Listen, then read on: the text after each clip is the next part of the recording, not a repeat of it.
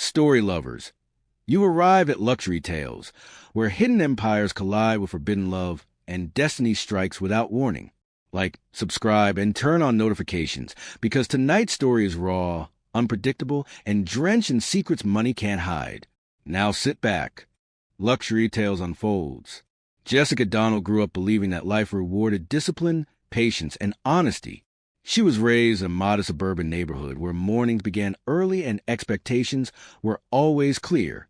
Her father, Leonard Donald, worked as a civil engineer whose projects often took him out of town, while her mother, Elaine Donald, managed a small home-based catering business that taught Jessica the value of consistency and service. From a young age, Jessica learned how to balance responsibility with ambition.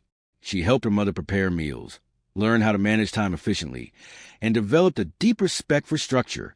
These early routines shaped her into a woman who valued stability above all else.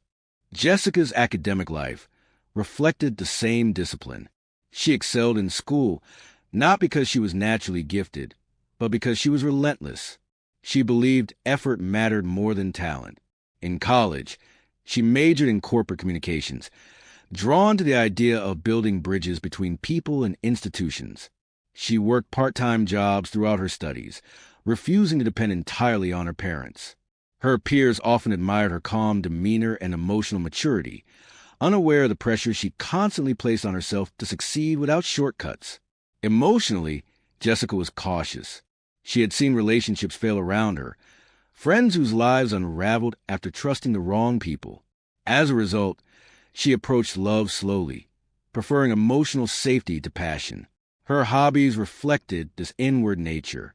She loved journaling, long walks through quiet parks, and volunteering at community literacy programs. Her dream was simple but deeply rooted: to build a stable career, marry a dependable partner, and create a peaceful home grounded in mutual respect. Jessica's social circle was small but carefully chosen. She valued loyalty and disliked unnecessary drama. It was during her final year in college that she met Jane Raymond, a woman who would become her closest friend. They met during a group project and bonded over shared frustrations about academic pressure and future uncertainty. Jessica admired Jane's boldness and confidence, qualities she felt she lacked. Jane, on the other hand, admired Jessica's discipline and emotional steadiness, even though she never admitted it openly. By the time Jessica graduated and entered the corporate world, she believed she had life under control. She secured a position at a mid-sized consulting firm and quickly gained a reputation for professionalism and reliability. Her supervisors trusted her, her colleagues respected her, and her parents felt proud watching her steadily build a future that looked secure on the surface. What Jessica didn't know was that her carefully structured life was quietly moving toward a fracture she could not yet imagine. George Thompson understood the power of appearances long before he understood the value of honesty.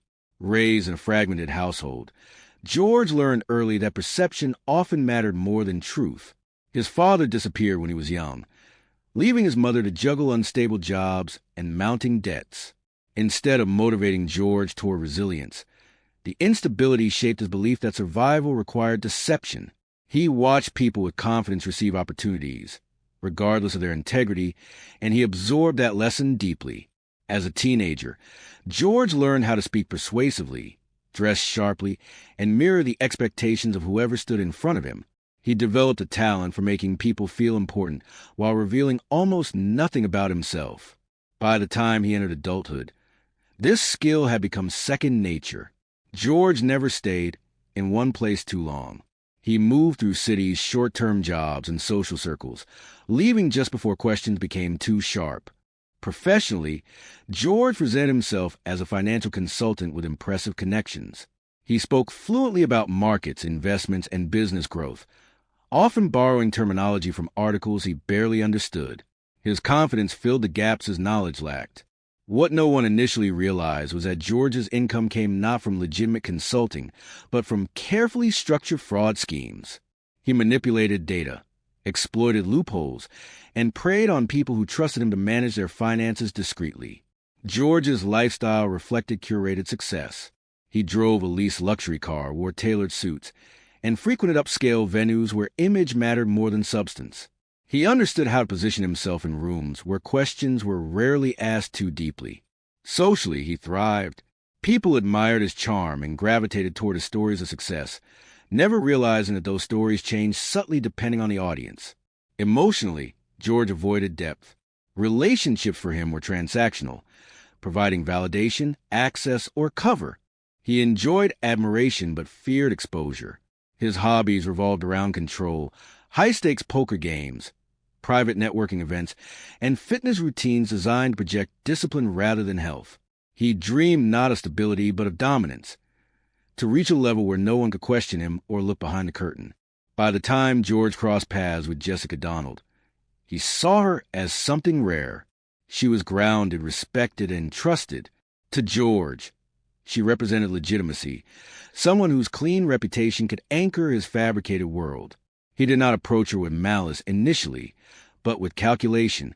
He sensed her values, her caution, and her emotional depth, and he knew exactly which version of himself to present. What began as strategy would soon spiral into consequences he never anticipated. Jane Raymond had always lived in the shadow of comparison. Raised in a family where praise was scarce and expectations were inconsistent, Jane learned to seek validation externally. Her parents, absorbed in their own unresolved conflicts, often dismissed her emotional needs. As a result, Jane grew up believing she had to stand out to be seen. She cultivated confidence, boldness, and an expressive personality that masked deep insecurities she rarely acknowledged. Academically, Jane was average, but socially she excelled. She knew how to command attention, how to speak with energy, and how to adapt herself to different social environments. Unlike Jessica, who planned meticulously, Jane lived impulsively. She chased experiences rather than stability, believing that excitement equaled fulfillment. Yet, beneath her adventurous exterior was a constant fear of being left behind. Jane met Jessica during a college project, and the contrast between them fascinated her. Jessica's calm, structured approach to life felt foreign yet admirable.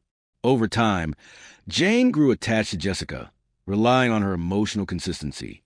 Jessica listened without judgment, offered practical advice, and provided a sense of grounding Jane had never experienced before. Their friendship deepened quickly, evolving into what appeared to be mutual trust. However, envy crept in quietly. Jane noticed how easily people respected Jessica, how her career progressed steadily, and how her life seemed purposeful. Jane struggled to maintain direction, drifting between short-term jobs and unstable relationships. She told herself she was simply free-spirited, but privately she feared she lacked substance. Her hobbies, nightlife, social media influence, fashion experimentation, were attempts to feel significant. When Jessica introduced Jane to George Thompson, Jane immediately noticed the way he carried himself. His confidence, his tailored appearance, and the attention he commanded stirred something within her. At first, she dismissed it as admiration. But as she observed how George treated Jessica, with praise, attentiveness, and public admiration, Jane felt an unsettling mix of desire and resentment. Jane did not initially plan betrayal. Instead, she rationalized her growing interest as harmless curiosity. She told herself she would never cross that line. Yet, as George's presence became more frequent and his charm more familiar, Jane's internal boundaries began to blur. She admired the life Jessica was building, and unknowingly, she began to want more than just proximity to it. George and Jessica's relationship developed with deliberate slowness, a pace Jessica insisted upon. Their first meeting happened during a professional networking event organized by mutual acquaintances. George approached her with measured confidence, complimenting her insights rather than her appearance. Jessica appreciated this restraint. It signaled maturity, something she valued deeply. Their early conversations revolved around careers, values, and long-term goals. George presented himself as a disciplined entrepreneur seeking meaningful partnership. He spoke of stability, growth, and shared vision, exactly the language Jessica trusted. She noticed how attentive he was, how he remembered details she mentioned casually, and how he never rushed intimacy. To Jessica, this felt safe. George mirrored her ideals carefully. He asked about her family, praised her work ethic, and expressed admiration for her independence. Jessica, cautious by nature, tested him subtly. She observed how he treated service staff, how he spoke about past relationships, and how he handled stress. George performed flawlessly, concealing his impatience and fear beneath polished composure. Their dates were thoughtful rather than extravagant. Walks through quiet neighborhoods, dinners with meaningful conversation, and shared routines gradually formed a bond. Jessica introduced George to her parents, who approved of his professionalism and courtesy. To them, he appeared reliable and grounded, a perfect match for their daughter. As their relationship deepened, Jessica allowed herself to believe she had found someone aligned with her values. She shared her dreams of marriage, emotional safety, and long-term partnership. George listened, nodded, and promised alignment. What Jessica didn't see was the internal calculation behind his reassurances. For George, this relationship offered credibility and cover, a way to solidify his image. By the time George officially asked Jessica to be his partner, the foundation appeared strong. Trust had been built methodically, emotions carefully layered. Jessica felt secure enough to commit, unaware that beneath the surface, the man she trusted was constructing a future on deception. As months passed, George integrated himself deeper into Jessica's life. He attended family gatherings, work events, and social outings with Jane present. To outsiders, he appeared devoted and consistent. He supported Jessica's career, encouraged her ambitions, and praised her discipline publicly. This consistency strengthened Jessica's belief that she had chosen wisely. Jane observed the relationship closely. She noticed the admiration George received and the way Jessica's life seemed to stabilize further. While she celebrated her friend outwardly, inwardly she wrestled with dissatisfaction. Her own life felt stagnant. Career instability, failed relationships, and unmet expectations weighed on her heavily. George noticed Jane's vulnerability. He observed her reactions, her longing glances, and her hunger for validation. He began engaging her in deeper conversations, positioning himself as understanding and supportive. At first, these interactions seemed innocent, friendly exchanges between a fiancé and a close friend. Jessica trusted both of them completely. She believed loyalty was unspoken and unquestionable. That trust became the blind spot through which betrayal would later enter. The engagement happened during a carefully planned evening that reflected everything Jessica valued. George proposed privately, expressing commitment, admiration, and long-term intention. Jessica accepted with emotion and relief, believing she had secured the future she worked so hard to build. The announcement was met with celebration. Families approved, friends congratulated them, and plans began. Jessica threw herself into preparations, envisioning a life grounded in trust and partnership. Jane participated actively, offering help while suppressing complex emotions she refused to confront. George basked in the admiration. The engagement elevated his social standing, offering legitimacy he craved. Yet internally, pressure mounted. Maintaining appearances required precision, and cracks in his financial schemes were beginning to form. Subtle changes emerged. George became more guarded with his phone, more evasive about work details. Jane grew unusually involved in their lives, finding excuses to be present. Jessica noticed but dismissed her concerns, attributing them to stress. Trust remained intact, even as warning signs quietly aligned. Jane's envy matured into desire. She justified her feelings by comparing her sacrifices to Jessica's success. She convinced herself she deserved happiness too, regardless of boundaries. George sensed her emotional shift and did not retreat. The line between support and temptation blurred dangerously. Jane actively pursued George, framing her advances as vulnerability.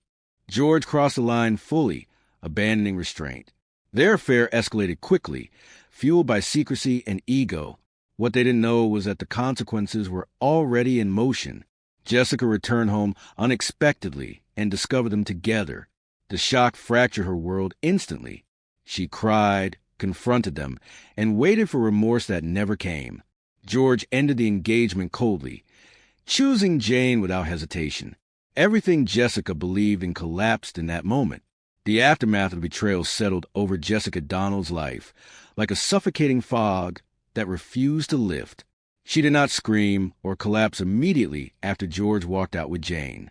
Instead, She stood frozen in the doorway of the apartment that no longer felt like home, her hands trembling as her mind tried and failed to organize what had just happened. The silence that followed was louder than any argument could have been. Every object in the room felt complicit. The couch where she and George once planned their future, the framed photo still hanging on the wall, the engagement ring resting uselessly on the table. Jessica felt humiliated not just by the act itself, but by the cold efficiency with which George ended everything, as if she were an inconvenience rather than a partner he once promised forever. News spread faster than she could prepare for. Mutual friends began calling, some offering sympathy, others seeking confirmation. Jessica avoided most of them, overwhelmed by the shame of being betrayed so publicly. She questioned herself relentlessly, replaying conversations, searching for signs she might have ignored. The pain was not only emotional, it was physical.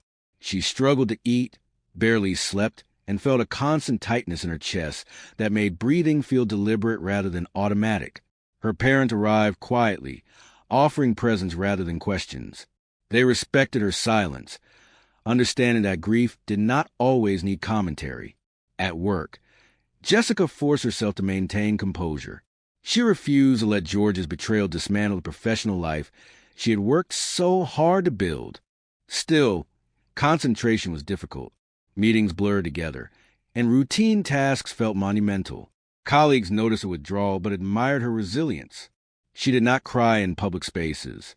Instead, she reserved her breakdown for late nights when exhaustion stripped away her defenses. In those moments, the loss felt unbearable, not just of George, but the future she had carefully envisioned. What hurt most was the lack of remorse. George had not apologized. Jane had not reached out. The absence of accountability made the betrayal feel deliberate rather than accidental. Jessica realized that closure would not come from them. If she wanted peace, she would have to build it herself. Jessica reached a quiet decision during one of her sleepless nights. She could either remain defined by the betrayal or reclaim ownership of her life. The choice was not dramatic, but it was firm. She began by changing her environment. She moved out of the apartment she once shared with George, choosing a smaller, simpler place that felt neutral rather than haunted. Packing was painful, but each box seal felt like reclaiming a piece of herself. She redirected her energy into structure. Early mornings became sacred.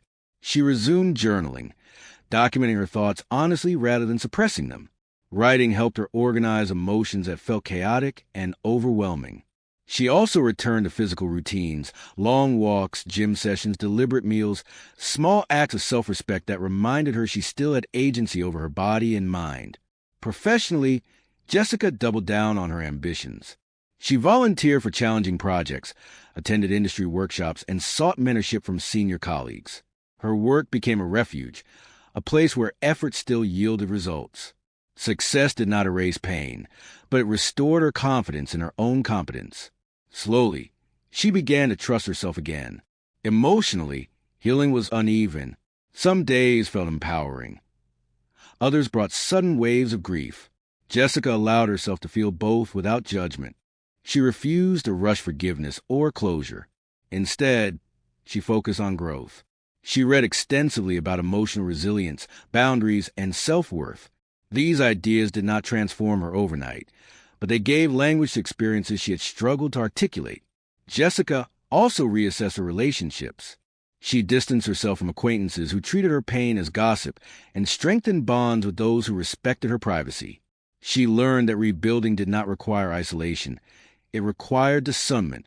For the first time, she began to imagine a future not defined by partnership alone, but by purpose and inner stability. Jane Raymond initially believed she had won. George chose her publicly, affirming what she had long suspected, that she was desirable, powerful, and capable of claiming what she wanted. In the early days, she leaned into that validation.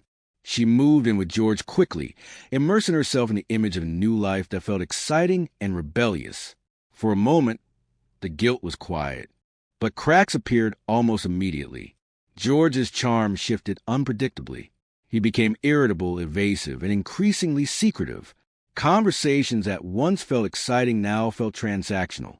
Jane noticed how carefully he guarded his phone, how tense he became when finances were mentioned, and how dismissive he was of long-term planning. The attention she once craved began to feel conditional. Jane's social circle responded harshly. Friends who once admired her confidence now kept their distance. Invitations slowed, messages went unanswered, and whispers followed her in public spaces. She realized that while she gained George, she lost respect. The admiration she mistook for loyalty vanished when her actions were exposed. Internally, Jane struggled. She told herself she deserved happiness, yet the happiness she gained felt unstable. She began to question George's stories, noticing inconsistencies she had ignored before. Doubt replaced excitement, and anxiety crept into her routines. She slept poorly and found herself constantly seeking reassurance that never fully arrived. For the first time, Jane wondered whether her victory had been an illusion. The pregnancy discovery shattered any remaining illusions Jane held. The test confirmed what her body had already suspected. Fear surged immediately, followed by disbelief. She told George, expecting concern or responsibility. Instead, she received tension and silence. His reaction was not joyful. It was calculating. George questioned timelines, finances, and logistics before acknowledging the emotional weight of the situation. His distance intensified. He avoided discussions about the future, deflecting responsibility under the guise of stress. Jane felt increasingly isolated, burdened with uncertainty she could not escape. Pregnancy forced Jane into reflection. She confronted the reality of her choices and the instability of the man she had chosen. The life she imagined now felt fragile and uncertain. The exposure came swiftly. Investigations into George's financial dealings escalated, revealing layers of fraud he could no longer conceal. Authorities uncovered manipulated records, forged documents, and exploited clients. His carefully constructed image collapsed under scrutiny. Jane watched helplessly as his world unraveled. The man she believed she knew was exposed as a liar and criminal. Fear replaced denial as she realized the severity of the situation. George was arrested publicly. The humiliation was immediate and absolute. Jane stood powerless as consequences took form. The reality of his actions became undeniable. His arrest marked the end of illusion and the beginning of accountability. Jane faced isolation. Friends distanced themselves further. Support vanished. Regret weighed heavily as she navigated pregnancy alone. She acknowledged her role in the betrayal and the cost of envy. For the first time, accountability felt real. Jessica thrived quietly. Her career advanced, her confidence solidified, and her emotional clarity deepened. She no longer sought validation externally. Her growth was steady and undeniable. Their paths no longer crossed. Indirect awareness replaced confrontation. Each faced the outcome of their choices separately, without closure or reconciliation. Jessica stepped into a future defined by self-respect and peace. She did not seek revenge or validation, only truth and growth. The past became a lesson, not a burden. New beginnings did not erase pain, but they transformed it into strength. I'm glad you enjoyed this story. Don't forget to follow, share, and comment your thought about the story.